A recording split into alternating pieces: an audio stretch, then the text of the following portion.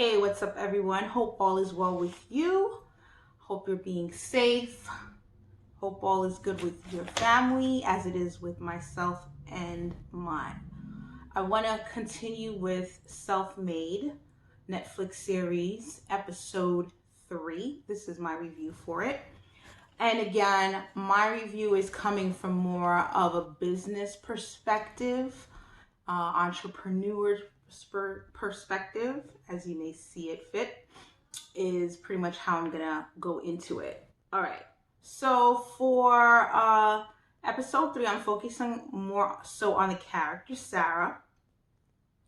And with episode 3, what takes place is pretty much Sarah has gotten the funding that she needed to keep her factory open. It's been open for about 6 months now, and business is booming. She's scaling, and she has 5 major female sales reps that are going to be going throughout the United States in various cities to open up their own storefront.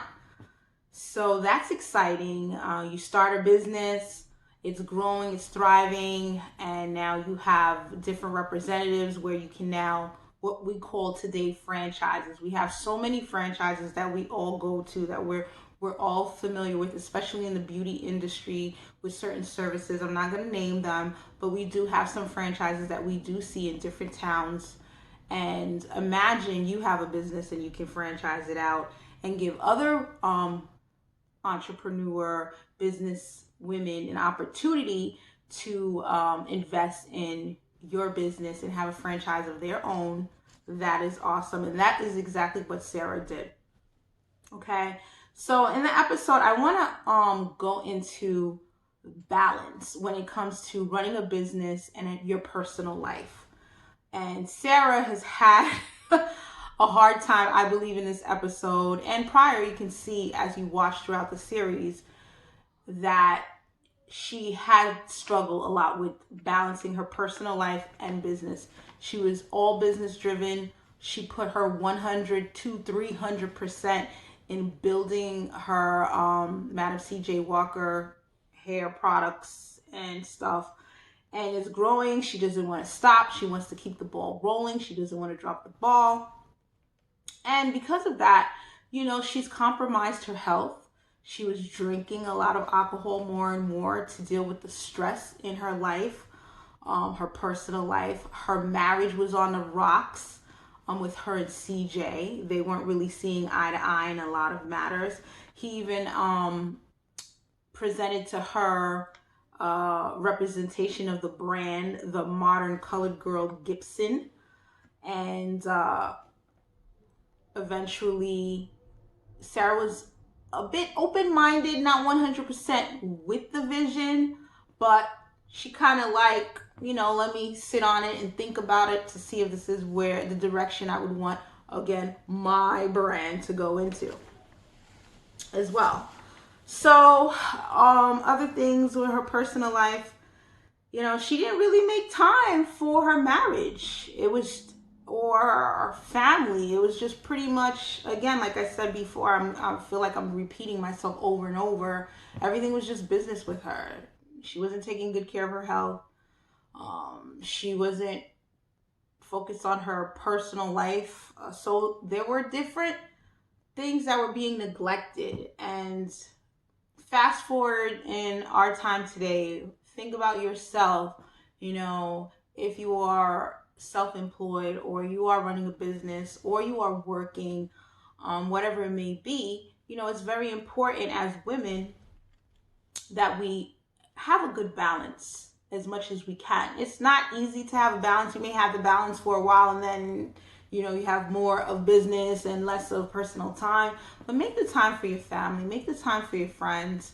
Life is short, you know what I mean? You want to be able to, you're in a marriage or in a relationship, or you would like one, you gotta invest just like a plant. You gotta water it, you gotta take care of it as well, and you forget it because you're focused over here and that's growing, and then this one starts to wither away.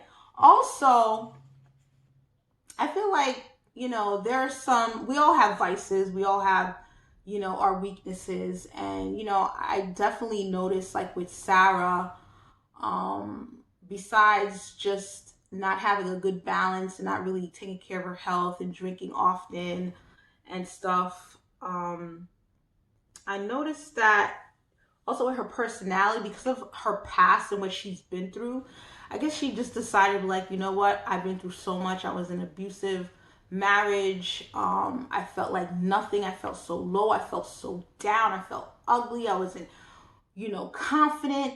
It's like she didn't want to ever go back in that space ever. Who would want to anyway? She just wanted to move forward and just grow and thrive. And it's just like she didn't want anybody to ever make her feel less than ever again. And I feel like that's where she kind of just like became so more aggressive, rather than assertive.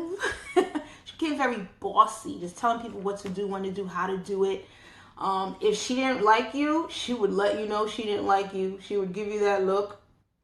She would, this is your place, stay in it kind of thing. So she was a bit condescending from time to time, especially with some members in the family and stuff. And how you treat people, you got to be respectable, and treat people like the way you would want to be treated and stuff. And you can see that backfired, with Betrayal. And there's so much betrayal in so many ways. Her husband felt neglected and eventually looked for his needs elsewhere with one of her top agents and stuff. Again, I'm not going to go into the drama aspect and focus more on the business, but we need a balance in life, as well.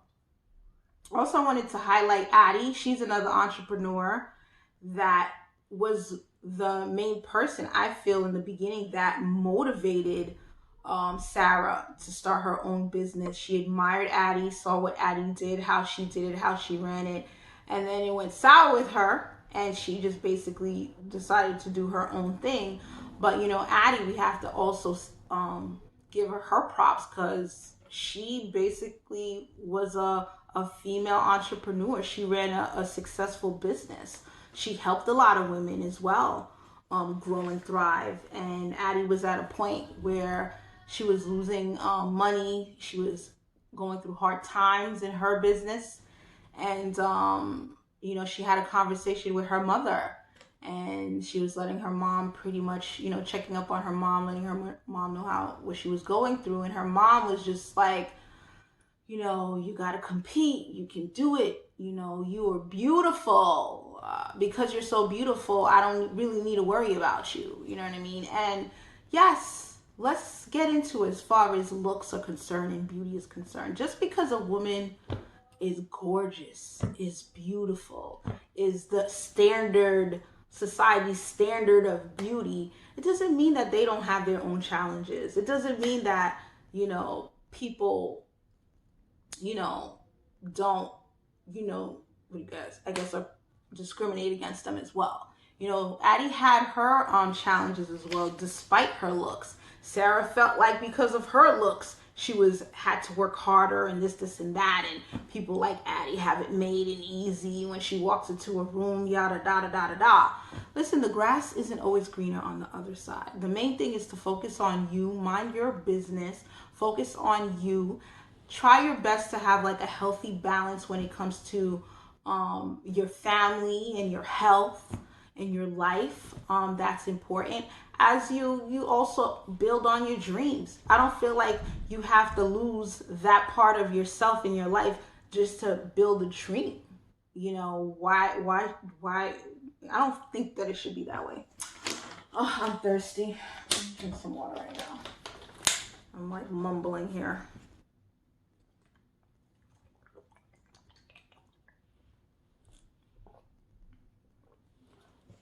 Anyway.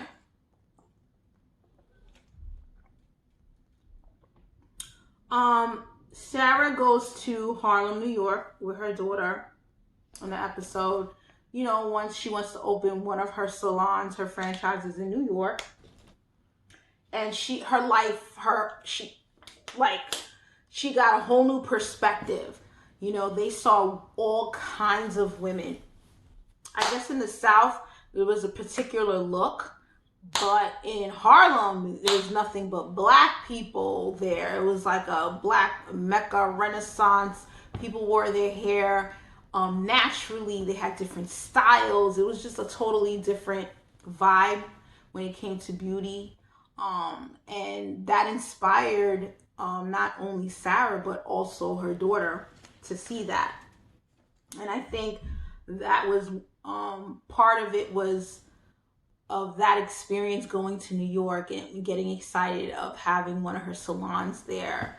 Just like made her look at it, you know what? The standard of beauty doesn't have to be the modern Gibson girl. And, you know, it's all types of women, shapes and sizes. Beauty is in all of us. You know what I'm saying? We all shine through beauty in different ways. And towards the end of the episode, she decides, you know what? Bump it.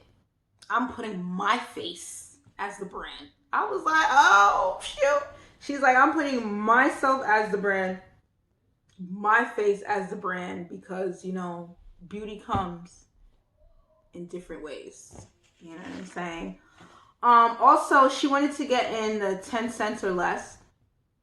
She's making meetings. She's going places. She's traveling as a businesswoman to grow her business, putting in the time, getting motivated, getting inspired. Sometimes it's good to travel, go to different places, get different ideas, meet with different business people. She met with, I don't remember the guy's name, but he was on the board of 10 cents or less. And she was talking with him, and W.B. Du Bois saw her there, and this is when they went to Harlem, and he was like, oh my God, of course I know who you are, Madam C.J. Walker. Like, the way I find out you told off, what's his name? What's the guy's name she told off? Booker T. Washington. How could I not? And that's when the other dude was like, you know what, I can talk with the other board members, they're white man or whatever, set up a meeting and you can take it from there. Because anyone who can stand up to Booker T. Washington is good in my book. So, you know, it's just like, you know, you got your fans, you got people, you know, who are not your fans, and you got people who are your fans. So you can't have everyone like you. It is what it is, right? I thought that was cool because it just shows that there are men out there who are supportive of women back then and didn't feel that women's place was exactly where, like, with Booker T. Washington's mindset was. Like, even today, you do have men who are old-fashioned, depending on the culture where they come from, and stuff, where their ideas of where women's place are, what women have to bring to the table as far as business. Things have changed. We've come a long way. Oh my God, I need to slow down because I feel like I'm like jumping ahead of my thoughts. But it's good to see that there are men, even today, that are very supportive. Like, I like to big up my husband. He's very supportive in what I have to do business-wise. There are a lot of men that are supportive of their partners, of women who are there and encourage women to fulfill their dreams and feel like that women do have a lot to offer and value and respect the Black woman. There are men out there who are not all, you know, there are good men out there, ladies. That's all I have to say. They're not all bad. There are plenty of good Black men who value and love the Black woman. Okay, and it's good to see that through W.B. Du Bois as well. Okay. Trying to see what else. I think that's pretty much my review for episode 3. I just wanted to highlight that, you know, there should be a balance in business and in your personal life. And that, yeah, we do all have vices, but we need to take care of our health. And that it's okay to treat people with dignity and respect when you are building something, and don't let your past experiences sometimes mess up your future too. Sarah had also lost, I almost forgot, Sarah had lost 5 of her main sales agent to Addie. And so for me, when I realized how easy it was for them to just go along with Addie, I said to myself, wonder how Sarah really treated her workers, the ladies that were in business with her, that they were so quick and easy just to up and leave. Like there was no sense of loyalty at all. No one questioned it really. They were just pretty much, they just heard, oh, you would make more money. Da da da da da. Because I think it was, what's that girl's name? Darla was like, oh, Darla Lowry was like, oh, you'll make more money with Addie, this, and that. And she just lost them so quick and so easy. I was just like, oh my God, Sarah, like, what were your relationships like with people that you worked with? And again, going back, I'm not putting any blame on Sarah, but listen, I don't think Sarah was an angel. You know what I mean? It just made me realize, yo, you gotta be fair with how she's paying them. Who knows how she was paying them? If she was paying them well, they didn't really go into the aspect of how money's distributed or so on and so forth. And then the fact that she also wanted to get into the 10 cents or less stores and stuff.